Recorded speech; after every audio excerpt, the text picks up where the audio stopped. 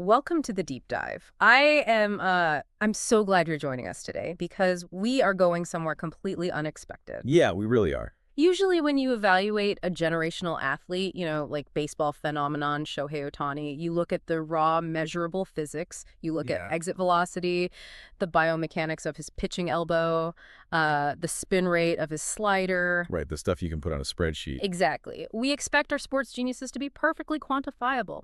But today, we're looking at a source that claims his secret weapon it isn't biomechanics at all. We are exploring a highly unconventional, deeply esoteric script that suggests Otani's unprecedented success comes from a pre-birth contract, an invisible burden of infinite energy, and the literal spirit of Babe Ruth. It is a massive paradigm shift. I mean, we are taking the conversation completely out of the batting cage and placing it directly into the Akashic Records. Okay, I gotta stop you right there. For you listening who might not spend your weekends reading esoteric philosophy, what exactly are the Akashic Records? Fair question. So in esoteric and philosophical belief systems, the Akashic Records are essentially a theoretical cosmic library. A cosmic library. Right. Imagine a universal supercomputer that holds the energetic imprint of every thought, action, emotion, and experience that has ever taken place in human history across all lifetimes. Oh, wow. Yeah. Wow. So when our source says they're looking at Ohtani through the lens of the Akashic Records, they mean they aren't looking at his physical training regimen. They're looking at the fundamental blueprint of his soul, his past incarnations, and his destined purpose on Earth. Which really brings us to the core mission of this deep dive. We are going to unpack this esoteric blueprint, exploring the numerology, the very real physical manifestations of spiritual energy blocks, and his cosmic backup team. And it's quite a team. Oh, it really is. But more importantly, we are going to look at where this is all heading. Because according to this source, every single swing and pitch is building toward a highly specific, humanity-altering shift predicted for the year 2026. And to even begin to understand what is supposed to happen in 2026, we first have to understand the foundational math of his soul. Right, the numbers. Yeah. In this framework, numerology isn't just a set of random digits. It is a highly intentional architectural blueprint assigned at birth. And the source breaks this down into three key numbers, starting with his absolute foundation, which is his destiny number. For Ohtani, that number is 8. And we don't just pull that number out of a hat, right? I mean, Right. how exactly does the source calculate that? Let's walk through the math. Sure. The calculation is based entirely on his birth date. So Shohei Ohtani was born on July 5, 1994. In numerology, you reduce that entire date down to a single digit. Okay. So the month is 7, the day is 5, and the year 1994 gets broken down to 1 plus 9 plus 9 plus 4. Which is 23. Exactly. Add those all together. 7 plus 5 plus 23 gives you 35. Finally, you add the 3 and the 5 together, and you're right at 8. Got it. So 7 plus 5 plus 1 plus 9 plus 9 plus 4 eventually boils down to an 8. And the source calls this number 8 his soul's domicile, or the sail of abundance, catching the wind of the universe. The imagery is quite deliberate there. Number 8 represents immense execution power. It is an indomitable spirit that has the ability to take massive, chaotic waves of invisible energy and force them into tangible reality. Wow. But the source makes a really fascinating visual observation about the number 8. If you look at the digit itself, it is simply the infinity symbol. That sideways figure 8 stood completely upright. Wait, I had never actually pictured it that way, an upright infinity symbol. Right. And by standing upright, his soul's purpose is to act as a vertical pillar. He is a cosmic vessel, pulling infinite spiritual energy from the higher realms directly down into the physical three-dimensional world. So in this framework, he's like a massive walking cosmic lightning rod. He is pulling down infinite energy from space and channeling it straight into the dirt of the baseball diamond. That imagery really captures the sheer volume of energy we're talking about, but you can't just channel a lightning strike without a grounding mechanism. Right. If you do, the system blows out. Exactly. And that brings us to the next part of his mathematical blueprint, his root number, which is calculated differently and results in the number 5. The source refers to this as the uniform of leadership or the center. Okay, so if the 8 is the infinite lightning, the 5 is the grounding wire. Essentially, yeah. Number 5 represents his specific role in this current lifetime. His job is to be the grounded center, maintaining strict order, much like the solid earth. He has to be the unflinching anchor for all that chaotic, infinite energy pouring through the upright infinity symbol of his destiny number. That sounds exhausting. It does. And just to complete the blueprint, the source also assigns him a future number of 3. Okay. This represents his trajectory for the latter half of his life, a movement toward playfulness, creation, and expressing his own personal joy, rather than just bearing the weight of this massive cosmic purpose. Okay, let me jump in here and play devil's advocate for a second. Go for it. If I am looking at this from a purely psychological perspective, I mean, if a human being is constantly acting as an infinite vessel of energy with number 8, but they simultaneously have to be the strict, unyielding maintainer of perfect order with number 5, Right.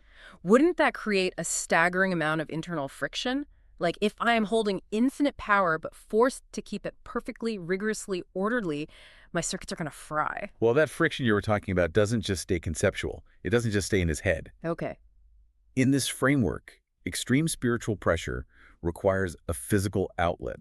The burden of trying to maintain flawless earthly order while channeling infinite cosmic energy directly impacts his anatomy. I gotta admit, if you told a Major League Baseball scout that a player's physical fatigue was due to regulating infinite cosmic energy and not, like, a flawed swing mechanic, they'd look at you like you had 3 heads. Oh, absolutely. But following the logic of this framework, where exactly does this spiritual overheating manifest in the body? The source pinpoints the exact location, the thoracic spine, specifically vertebrae T1 through T12. The thoracic spine. Yeah. Because Ohtani over-disciplines himself to maintain the rigid order dictated by his number 5 role, he creates profound emotional and spiritual blocks. The source claims this manifests physically as severe muscle tension and stiffness right in the middle of his back. That is so specific. And, you know, the thoracic spine, that is the literal structural center of the human torso. It connects to the rib cage, it protects the heart and lungs. And from a biomechanical standpoint, the thoracic spine is responsible for almost all of the rotation in the upper body. Exactly. For a guy who pitches at 100 miles an hour and hits baseballs 500 feet, thoracic rotation is everything. Which is why this specific location is so significant. The thoracic spine is meant to be highly mobile. But when someone is carrying an impossible burden of order, when they are over-regulating themselves to ensure they don't lose control of the massive energy they are channeling, that mid-back literally locks up. The spiritual tension crystallizes into physical stiffness. Man, but what is the treatment for that? I mean, you can't put a foam roller on an emotional block. You can't give a deep tissue massage to a soul. No, you really can't. You have to change the energetic frequency. And the source explains how he can do this by looking at his current biorhythm. Let's define that real quick for everyone listening.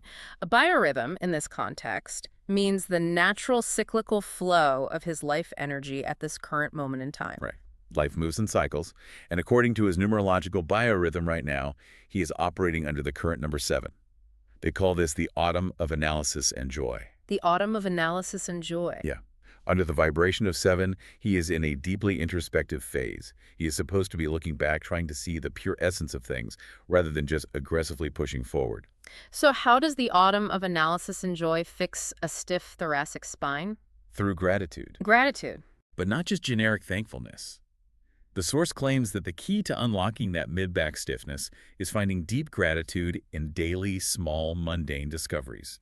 Noticing the specific temperature of the morning air, the smell of the grass on the field, the exact taste of a cup of coffee. Wow. By focusing on these incredibly grounded, tiny moments of joy, he tells his nervous system and his soul that it is safe. Ah, I see.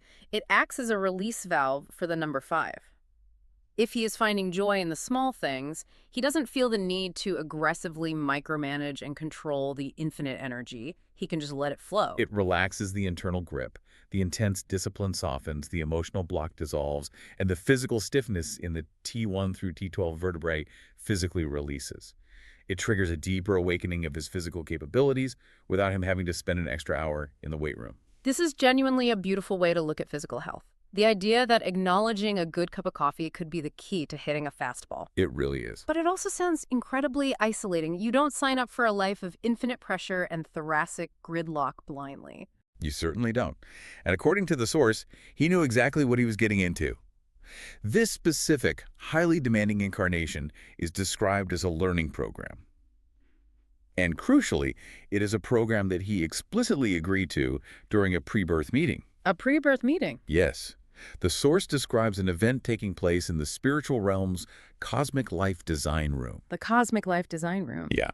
Before he was born, his soul sat down, reviewed the numerological blueprint, understood the immense physical and spiritual toll it would take to be this upright infinity symbol, and signed the contract anyway. I love this concept. It's like reviewing the syllabus for the hardest, most brutal physics class in the universe, seeing that the fail rate is 99% and saying, yep, sign me up for the front row. Exactly. But if he took on this impossible assignment, surely the universe didn't send him down here empty-handed to figure it out alone. Oh, he is far from alone. Because he agreed to this monumental task, he was granted an otherworldly support staff. He has specific spirit guides feeding him immense, targeted energy from the other side. And these aren't just vague, nameless entities. The source actually names them. And to use a corporate analogy, this isn't just a support staff. This is a Fortune 500 board of directors. The ultimate board of directors. First, to help him liberate and maintain the unprecedented two-way spirit, the ability to pitch and hit at a historic level, his guide is none other than Babe Ruth. So the vice president of operations is Babe Ruth. Pretty much. Which is so poetic, considering the media constantly compares Ohtani to Ruth. The source is essentially saying that comparison isn't lazy sports journalism, it is an actual spiritual lineage. Right. The physical resemblance in their historical impact is a direct result of their spiritual partnership. But Ruth isn't the only baseball legend on the board. Who else is there? Supporting Ohtani's indomitable seeking spirit, his relentless, grueling pursuit of mastery, is the spirit of Tetsuharu Kawakami. Oh man, for those who might not follow Japanese baseball history, Tetsuharu Kawakami is legendary. Truly legendary. He is known as the god of batting in Japan. He managed the Yomiuri Giants to 9 consecutive championships in the 1960s and 70s. And his approach to the game was incredibly philosophical, almost Zen-like. I mean, he famously talked about reaching a state of concentration so deep that the ball appeared to stop dead in the air. Which perfectly aligns with the esoteric nature of this entire framework.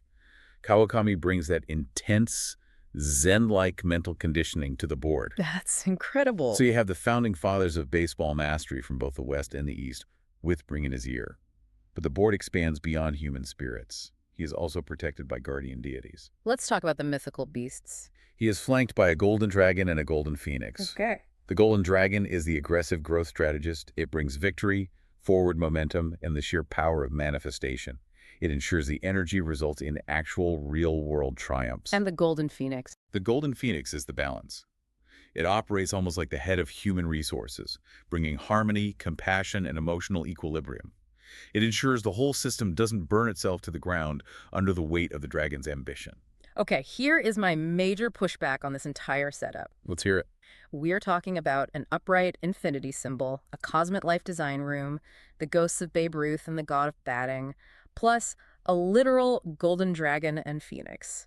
This is a massive, unprecedented deployment of cosmic resources. It is a lot. You do not put this level of a board of directors together just to win a World Series or hit 60 home runs.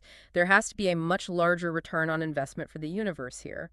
Why all this for one athlete? That brings us to the absolute climax of the source material. It addresses your exact question. All of this, the numerology, the spinal debugging, the mythical board of directors, none of it is ultimately about baseball. It's not about baseball. No, baseball is just the chosen medium. The true goal is tied to his soul's purpose, which is a heavenly world project. A heavenly world project, meaning his actual job isn't to play sports. Not at its core. His true mission is to act as the perfect, flawless receiver for this top-secret heavenly project, capturing a specific frequency of cosmic energy and grounding it into Earth's reality. And the source pinpoints a highly specific timeline for when this project reaches its critical mass. And that timeline is? The year 2026. 1926. What exactly happens to his numerology or his biorhythm in 2026 that makes it the tipping point? Well, in the year 2026, his life cycles align to shift his present working number to 22. And 22 is a major deal in the numerological world. It is arguably the most powerful number. Mm-hmm. In numerology, 11 is the visionary, the dreamer. But 22 is the master builder. The master builder. Yeah. It is the number of turning massive, seemingly impossible dreams into physical reality on a global scale. The source explains that under the intense architectural vibration of the master number 22 in 2026, Ohtani's energy will reach a frequency of what they explicitly call humanity-scale manifestation. Humanity-scale manifestation. That is a massive concept to wrap your head around. What does that actually look like for us? You know, the people sitting in the stands or watching on television. Are we talking about a global consciousness event? The source suggests that his influence will transcend the boundaries of sports entirely. In 2026, he will literally rewrite the limits of the physical world. By performing physical feats that defy logic, he will push human potential to a scale that alters how the rest of humanity perceives what is possible. So, if I am understanding this correctly, we are completely shifting the narrative. We are. We are moving from Shohei Ohtani is an incredible baseball player who will likely end up in the Hall of Fame to Shohei Ohtani is a pre-programmed catalyst meant to trigger the next stage of human evolution. Yes. The source asks us to look at his athletic dominance as a spiritual tuning fork. Think about it. When a runner first broke the 4-minute mile, it was deemed physically impossible. The moment it happened, the psychological barrier shattered, and suddenly dozens of runners were doing it. Ohtani is breaking the spiritual and physical 4-minute mile for the entire human race. When millions of people watch him do the impossible on a baseball diamond, it shatters their own deeply ingrained internal limitations of what a human being is capable of. He strikes the note of the absolute impossible, and all of us watching subconsciously adjust our own frequencies to match it. Exactly. The baseball field is just the stage he chose in the Cosmic Life design room to get our attention. The real work is happening in the collective consciousness of everyone watching him. In 2026, under the influence that Master Number 22, he will manifest the Heavenly World Project by proving to millions of people simultaneously that the physical limits we accept as absolute reality are, in fact, just illusions. This absolutely blows my mind. It completely changes how you watch a simple game of baseball. It really does. To quickly recap the wild journey we just took, we started with this esoteric source mapping out the mathematical blueprint of an infinite soul, the destiny number 8, the root number 5.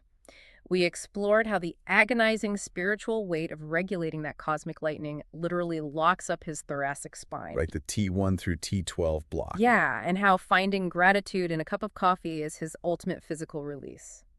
We sat in on his cosmic board of directors, rubbing shoulders with Babe Ruth, Tetsuharu Kawakami, and a manifestation dragon. And finally, we arrived at his true soul's purpose, this looming 2026 horizon where his master number 22 expands to rewrite human limits, shattering our illusions and elevating the consciousness of humanity itself. It is a vast, sweeping narrative. But if a generational talent like Ohtani is viewed through this lens, as a pre-planned receiver of cosmic energy meant to elevate human consciousness, it leaves us with a profound question about ourselves. Oh, absolutely. If he signed a pre-birth contract in the Cosmic Life design room, doesn't that imply we all did? I mean, even if you aren't hitting 500-foot home runs, what specific frequency are you waiting to tune into? What is your own personal heavenly project waiting to be manifested in your own life? That is a brilliant thought to leave off on. Are we all just waiting for our own master number 22 to activate? Next time you see a stat sheet, an exit velocity reading, or an X-ray, take a second to ask yourself, what is the unseen math running beneath the surface? Thank you so much for joining us and going down the rabbit hole on this deep dive. Keep looking for the magic behind the mundane, and we will catch you next time.